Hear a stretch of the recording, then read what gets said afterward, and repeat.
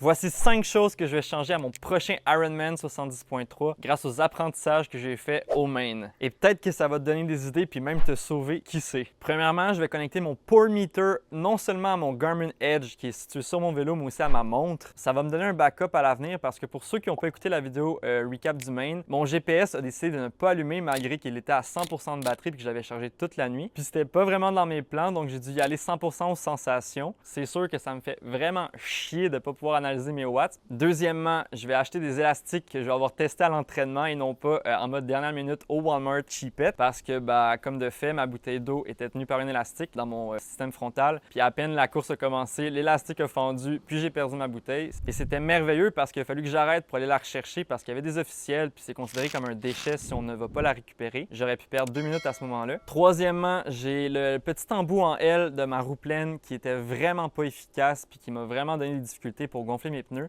Puis dans la zone de transition, ce que j'avais pas pensé, c'est qu'on était vraiment toutes collées. Donc c'est vraiment pas le fun dans le feu de l'action d'essayer de gonfler sa roue pleine puis ses roues tout court, alors que tout le monde court autour, que c'est serré, qu'on essaie de pas embarquer sur l'espace de l'autre. Alors à l'avenir, ça va vraiment être d'avoir un embout qui est efficace puis qui va pas trop me donner de fil à retordre. Quatrièmement, je vais changer la marque de mes gels. Pas parce que je les avais pas essayés à l'entraînement, c'est parce qu'avec l'humidité, comme c'était un emballage qui était un peu comme luisante, ça glissait vraiment. Fait que j'étais pas capable de l'ouvrir avec mes mains. Aussi savoir que les embouts étaient peut-être pas nécessairement optimales, donc même en les mettant dans ma bouche, j'avais de la difficulté. Donc je vais prendre me tourner vers des compagnies comme Carbs qui ont des formats un peu plus mat, donc c'est vraiment plus grippy. Puis en plus, l'embout est vraiment facile à enlever, donc ça va vraiment pas me donner de fil à retordre. Puis pour la cinquième, ça va être de laisser tomber mes antécédents de cycliste et donc de laisser de côté mes bas aéros au profit de petits bas suite à la natation et de calf sleeves aéro. Non seulement ça va être plus aéro, mais en plus de ça, ça va être beaucoup plus simple de les enfiler, sauter après la natation avec les pieds humides. Et petit bonus, quand je vais passer ma prochaine ligne d'arrivée, je vais regarder droit devant puis faire un petit finish parce que cette fois-ci, j'avais tellement hâte que ça finisse à cause de mon genou puis tout ça, que la première chose que j'ai fait, ça a été d'arrêter ma Garmin puis de me retourner pour aller regarder le tableau. Puis ensuite, j'ai complètement oublié qu'il y avait un finish à faire, donc bon.